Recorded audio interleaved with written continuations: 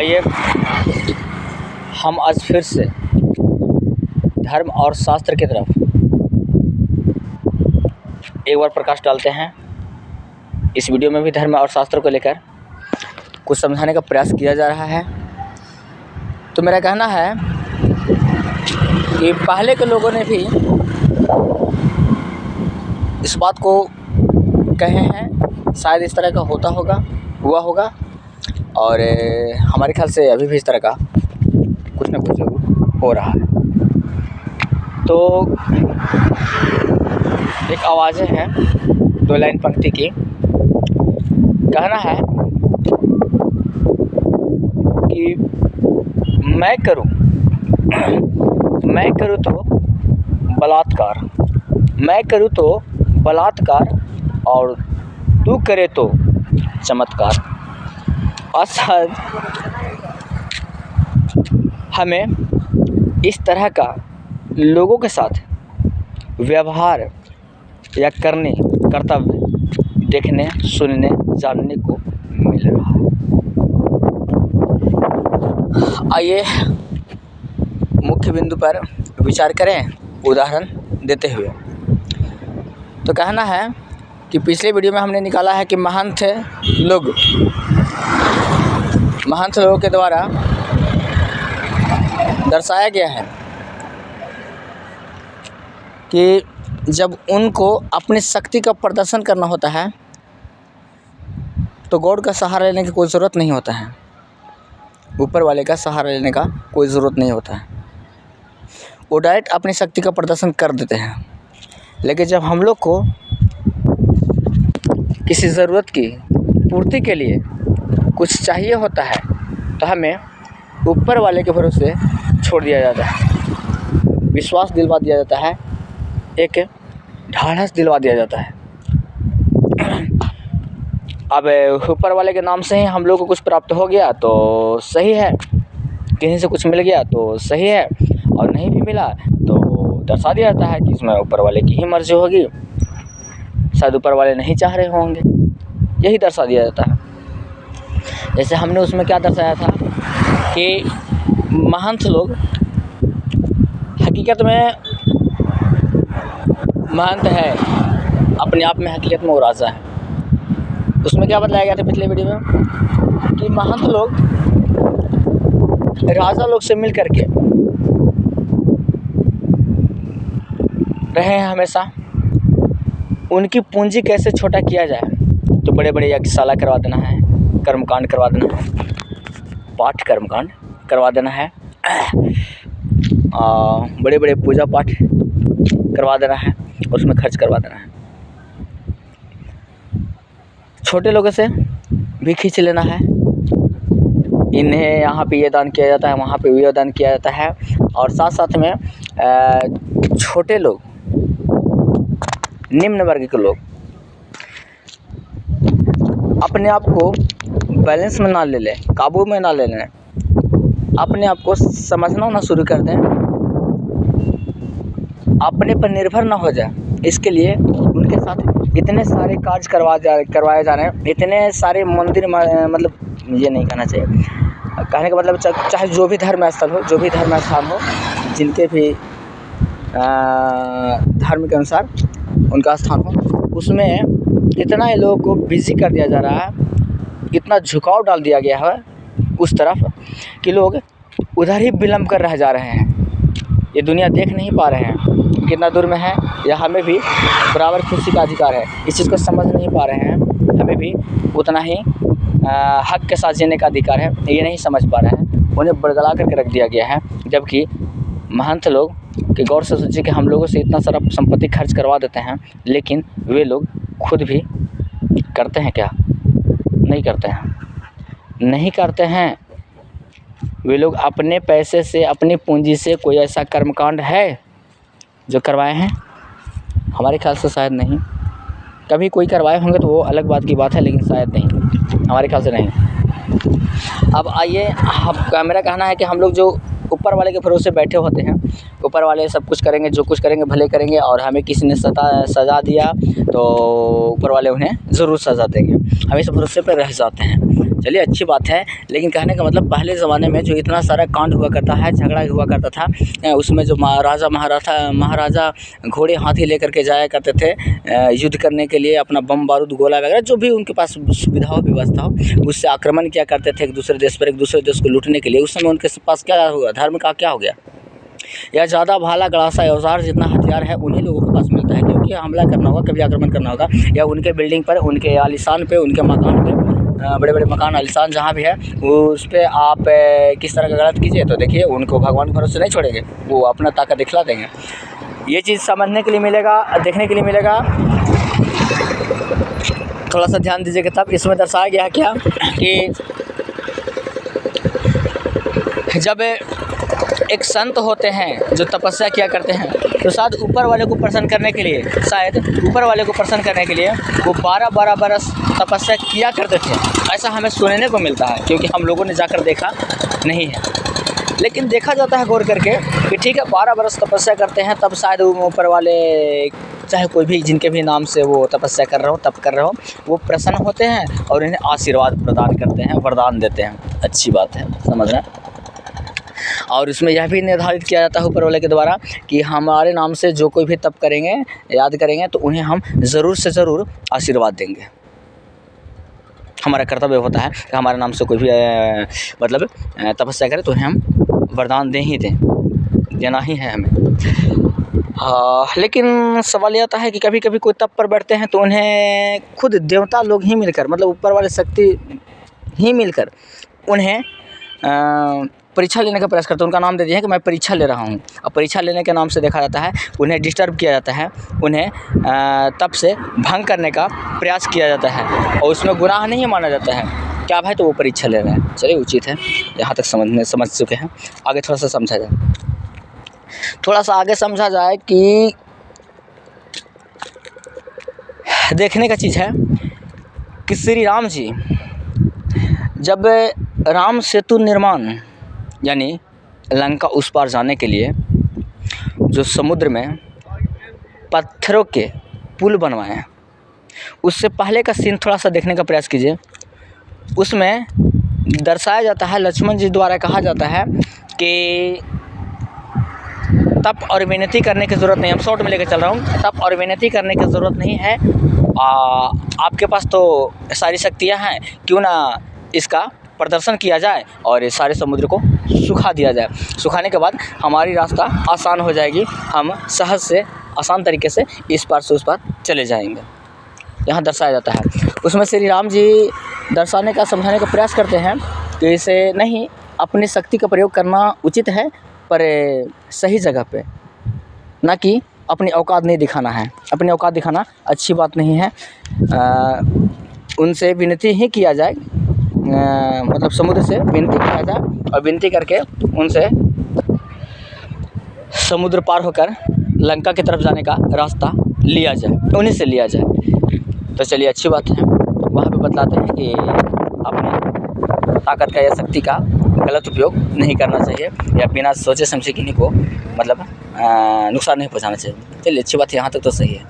और श्री राम जी ऐसे करते भी हैं। करते क्या हैं कि जब तपस्या की बारी आती है तो तप पर बैठते हैं बिना अन्न जल के। उचित है, अच्छी बात है, कोई दिक्कत नहीं है। तो अन्न जल के बैठते हैं और 2 दिन बैठते हैं। 2 दिन बैठने के बाद तीसरा दिन वो खुद ही कवड़ जाते हैं, गुस्सा से फायर हो जाते हैं, और अंततः वो भी इसी बात को बोलते हैं कि नहीं, अब मैं प्रदर्शन करूँगा, मैं अपना बाण छोड़ूंगा। क्यों छोड़ूंगा? इसलिए छोड़ूंगा कि मैंने 2 दिनों से इनकी तप कर रहा हूँ और हमारे तप को ये स्वीकार नहीं कर रहे हैं, सुन नहीं रहे हैं। शायद हमारे का देहाती भाषा में कह दीजिए कि लात के देवता बात से नहीं मानता है। उस तरह का वो उदाहरण देकर समुद्र के सामने वार्तालाप दर्शाए हैं। क्या दर्शाए हैं कि जैसे केला का पेड़ होता है तो बिना काटे उससे फल नहीं आता है, और जैसे मूर्ख के सामने गिड़गिड़ाने से हमें रहम रहा है, इस तरह का कुछ भी सुविधा नहीं मिलने वाला है। उसके साथ है उसी तरह का सलूक करना चाहिए, वो उनका कहना है, उनका मानना है, और उस विचार को लेकर के वो बाण अपना छोड़ना शुरू करते हैं। उसी दरमियान, उसी स्थिति में वहाँ पे समुद्र के जो शक्ति हैं, देवता हैं, वहाँ पे प्रकट होते हैं, और होने के बाद उनसे क्षमा याचना करते हैं, यानी त्राही त्राही मांगते हैं, उनसे क्षमा याचना करते हैं। तो मेरा कहने का कुल मतलब ये हुआ कि क्षमा याचना करते हैं तो अच्छी बात है, दिक्कत नहीं है। लेकिन सवाल ये आता है कि हम लोग जब 12 बरस, संत लोग जब 12 बरस तपस्या किया करते थे, तो 12 बरस वो कैसे बर्दाश्त करके तपस्या किया करते थे? पता नहीं भगवान दर्शन देंगे भी या नहीं, ये कोई मालूम नहीं, फिर भी एक विश्वास पर 12 वर्ष तपस्या किया करते थे। जैसा हमने सुना है, हम सबों ने तपस्या में बहुत सारा देखा है वीडियो में कि तपस्या करके दर्शन किए, उनको खुश किए, प्रसन्न किए और वो आकर उन्हें वरदान दिए। अच्छी बात है, इसमें कोई दिक्कत नहीं। तो कहना है कि वो 12 बरस संत तपस्या कर सकते हैं, बर्दाश्त कर सकते हैं, उन पर विश्वास रख सकते हैं, और समुद्र देवता प्रकट होंगे। कुछ दिन और ये बर्दाश्त नहीं कर सकते थे, कुछ दिन और ये उनकी प्रतीक्षा करके उनका याद नहीं कर सकते थे, लेकिन नहीं, बल्कि ऐसे कर दिया। जबकि लक्ष्मण जी उन्हें समझाए भी थे, इसे शक्ति रहते भर में क्यों इस तरह से अनुनय विनय किया जा रहा है, क्यों उनसे विनती किया जा रहा है। चलिए अच्छी बात है, विनती नहीं करना चाहिए था, इनके कहने का मतलब। अंत में श्री राम जी वैसे ही करते हैं। तो कहने का क्या मतलब क्या कि हमारे ज़माने के मतलब पहले ज़माने के राजा महाराजा भी तो किन्हीं के देश पे, किन्हीं देश पर आक्रमण करना होता था, तो कहीं भी मंदिर मस्जिद से कोई मतलब तीर्थ स्थल से कोई उन्हें कोई मतलब नहीं रहता था, कोई ताल्लुकात नहीं रहता था ना। बड़े बड़े चाहे वो क्या बोलते हैं, मुग़ल बादशाह, मुग़ल सम्राट के चाहे जो भी हो, इस तरह के लोग झगड़ा किए हैं या आक्रमण किया है, तो उन लोगों ने कभी तीर्थ स्थल की ओर एक तरफ मतलब एक नज़र झुकाव नहीं डाले, बल्कि डायरेक्ट अपनी शक्ति का प्रदर्शन किए। वही चीज़ यहाँ भी देखने को मिलता है। हालांकि लक्ष्मण जी एक चीज़ और बोले हैं, सेतु निर्माण, राम सेतु निर्माण वाला वीडियो देखिएगा। समुद्र में मतलब सड़क बनाने, पत्थर का रास्ता बनाने से पहले लक्ष्मण जी जो हम लोग विचार उन लोग में चला था, उसमें एक चीज़ और दर्शाया गया है। क्या दर्शाया गया है कि तप तो उन लोग करते हैं, तप तो उन लोग करते हैं या भगवान भरोसे, यानी कहने का मतलब ऊपर वाले के भरोसे तो उन लोग रहते हैं जिनमें कोई शक्ति नहीं होती है, जिनमें कोई ताकत नहीं होती है। वो लोग आलसी लोग होते हैं, वो लोग मेहनती लोग नहीं होते हैं ना। इस तरह के वो लोग असहाय लोग होते हैं, उन लोग तप किया करते हैं, उन लोग ऊपर वाले के भरोसे रहा करते हैं। हम लोग क्यों रहें, ये चीज़ दर्शाए हैं। तो उन्हें तो नादानी में बार बार लिया जाता है, क्योंकि राम जी हमेशा उन्हें समझाने का प्रयास करते हैं। हमेशा वो कुछ न कुछ मतलब ऐसा बोल देते हैं जिसमें कुछ गलती धरा ही जाता है, और उसमें हमेशा राम जी समझाने का प्रयास करते हैं कि नहीं, ये तरीका अच्छा नहीं है, इस तरीक़ा से इस काम को करना चाहिए। तो यहाँ भी समझाए थे राम जी, इसे नहीं से दीवान चलाना अच्छी बात नहीं है, अनुनय भी नहीं किया जाए। लेकिन देखा जाता है अनुनय विनय में खुद राम जी ही, श्री राम जी हैं नहीं हो पाए, मतलब तैयार नहीं हो पाए। 2 दिन तक का तप हुआ, 2 दिन के बाद तीसरा दिन देखिए उनसे रहा नहीं गया। न जाने हमारे समय में कैसे लोग हैं, संत लोग, जो कैसे लोग थे संत लोग जो 12-12 वर्ष तक वो बर्दाश्त कर लिया करते थे, मुझे नहीं मालूम। अब अनजल के बात की है, या हो सकता है 12 वर्ष जल ग्रहण करते हुए, समय निकालते हुए तप करते होंगे, हो सकता है। लेकिन एक चीज़ और भी मानने वाली बात है कि जब श्री राम जी तप किए, जब समुद्र देवता प्रकट नहीं हुए, जब दर्शन नहीं दिए, तो उस स्थिति में ये उन पे ही हमला करना शुरू कर दिए। चलिए अच्छी बात है। ठीक उसी प्रकार से दानव में भी देखा जाता है कि दानव जब ऊपर वाले की तपस्या करते हैं प्रसन्न करने के लिए, तो नहीं देते हैं, जब दर्शन नहीं देते हैं, तो देखा जाता है कि उन पे वो क्रोधित हो जाता है और ये वो श्राप के तौर पर बोला करते हैं। यहाँ तक संत को भी देखा जाता है, महात्मन को, कि वो यदि उतने दिन किए और शायद दर्शन के उम्मीद नहीं रहा, तो ये भी फायर हो जाते हैं, ये भी कमर जाते हैं, ये भी गुस्सा हो जाते हैं और श्राप के मूड में आ जाते हैं। चलिए यहाँ तक अच्छी बात है। अब थोड़ा सा देखिए कि जब श्री राम जी को 2 दिन का तप या ध्यान करने से, स्मरण करने से, समुद्र देवता का स्मरण करने के बाद समुद्र देवता जब नहीं प्रकट होते हैं तो वो गुस्से हो जाते हैं। चलिए अच्छी बात है, लेकिन हमें थोड़ा सा एक चीज़ दिमाग में खटक रहा है। क्या खटक रहा है कि जब गंगा को पृथ्वी पर लाने में भले ही भागीरथ अपने पितरों को, अपने पूर्वजों को मतलब मृत्यु से मुक्ति कराने हेतु, उन्हें पुनः जीवित कराने के लिए मानते हैं कि वे गंगा माता को प्रसन्न करना चाहते थे। ऐसा समझाया गया है, दिखलाया गया है।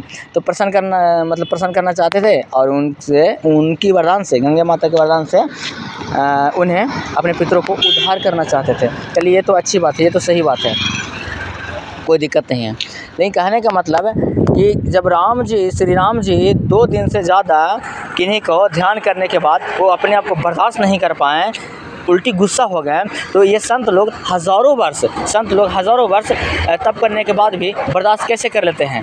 जहाँ तक कि देखा जाता है कि भागीरथ के पूर्वज में कितना बड़ा था, 60,000 पूर्वज, शायद 60,000 पूर्वज हैं जो कपिल मुनि के श्राप से मतलब भस्म हो चुके थे, राखों का ढेर पड़ा हुआ था ना, उनके चिताओं का ढेर पड़ा हुआ था। और उनके उद्धार के लिए 3 लोग थे। एक थे सगर और दूसरे का देखिए नाम याद नहीं आ रहा है, और तीसरे का नाम था दिलीप। ये 3 वंशज उनका तप करते हैं, गंगा माता को लाने के लिए तप करते हैं, तपस्या करते हैं। तो मेरा कहना क्या है कि 3 वंशज तपस्या किए लाने के लिए, और 3 वंशज में तीनों वंशज करते करते मर गए हैं, तप करते करते मर गए, उनका ध्यान करते करते मर गए। तो भाई कहने का मतलब है ये कैसे धैर्यवान थे, जो धैर्य धर के ऊपर वाले को याद किए, गंगे माता को याद किए, और याद करते करते वो दम भी तोड़ दिए, फिर भी ये क्रोधित नहीं हुए। दूसरे जो आए वो भी क्रोधित नहीं हुए, तीसरे जो आए दिलीप वो भी क्रोधित नहीं हुए। अंततः चौथा भागीरथी जी हैं, चौथे नंबर पर भागीरथी जी हैं, और ये तप करते हैं, और इनका तप करने के बाद जा कर के वो गंगे माता प्रसन्न होती हैं। वो भी बहुत सारे तरीके हैं, क्या भाई, तो डायरेक्ट गंगे माता को प्रसन्न नहीं कर सकते हैं। इसके बाद पहले शायद ब्रह्मदेव या मतलब क्या होते हैं, भोलेनाथ को प्रसन्न, ब्रह्मदेव को प्रसन्न कीजिए, ब्रह्मदेव फिर रास्ता दिखलाएंगे, नारद जी या शायद बतलाते हैं कि ब्रह्मदेव को प्रसन्न कीजिए, ब्रह्मदेव रास्ता दिखलाते हैं शायद, कि गंगे माता को मतलब गंगे माता को ठीक है आप प्रसन्न कीजिए। और जब मतलब ब्रह्मदेव को प्रसन्न करते हैं तो गंगे माता को इजाज़त जाता है, इजाज़त फिर इसके बाद गंगे माता को लाने से पहले एक बार और सूचित किया जाता है कि ठीक है गंगे माता को दिया जाएगा, तो उनकी आँच कोई सह नहीं पाएंगे, इसलिए आप ऐसा कीजिए, आप भोलेनाथ का शरण ले लीजिए, यानी उनकी तप कीजिए और उन्हें प्रसन्न कीजिए, और वो अपनी जटाओं में समाहित करेंगे। इसके बाद जटाओं की एक जट खोलेंगे और उससे गंगे माता मतलब तूफान से नहीं आ गया बल्कि आहिस्ता आहिस्ता, जिससे पृथ्वी का कोई हानि ना पहुँचे, हाँ, आराम से आएंगे, पृथ्वी पर चले आएंगे। तो ये चीज़ दर्शाया गया है।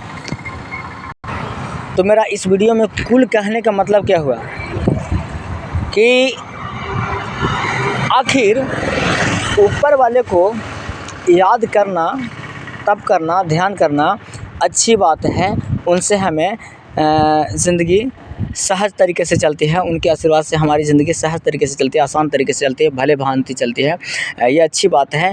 पर जिन्होंने इसका निर्माण किया, जिन्होंने मस्जिद बनवा, क्षमा मस्जिद मंदिर जो भी हो, हाँ मतलब जो भी बने, पर कहने का मतलब मेरा कुल मिलाकर इस तरीके से बोलूँगा कि धर्मस्थल का जिन्होंने निर्माण किया वे खुद धर्म पर नहीं चल रहे हैं, अपनी शक्ति का प्रदर्शन कर दे रहे हैं। खुद देखा गया है ऊपर वाले की तरफ में देखा गया, शक्तियों में देखा गया, 3 लोग भी अपनी शक्ति का प्रदर्शन अनुनय विनय किए हैं, कहीं बहुत जगह पे किए हैं, ऐसा बात नहीं, श्री राम जी बहुत जगह पर अनुनय विनय किए हैं, पर एक जगह इनका गुस्सा देखने को मिलता है, और वहाँ पे ये साफ बतला भी दिया जाता है, लोग खुद ही दर्शा देते हैं कि से नहीं मतलब विनय करने के बाद ही वो मतलब नहीं सुने तो लात के देवता बात से नहीं सुनता है, यानी इन्हें दंड देंगे तो खुद इस तरह के करेंगे, ये करेंगे, वो करेंगे। ठीक उसी प्रकार से मेरा उनकी कथनों से, उनकी कहने का अर्थ को यदि इधर वाले आम आदमी से जोड़ा जाए, आम संत लोगों से जोड़ा जाए, तो देखा जाए कि इन लोग कैसे बर्दाश्त कर लिए, और किन्हीं और को जोड़ा जाए चाहे ना जोड़ा जाए, भागीरथी के वंशज को जोड़ा जाए,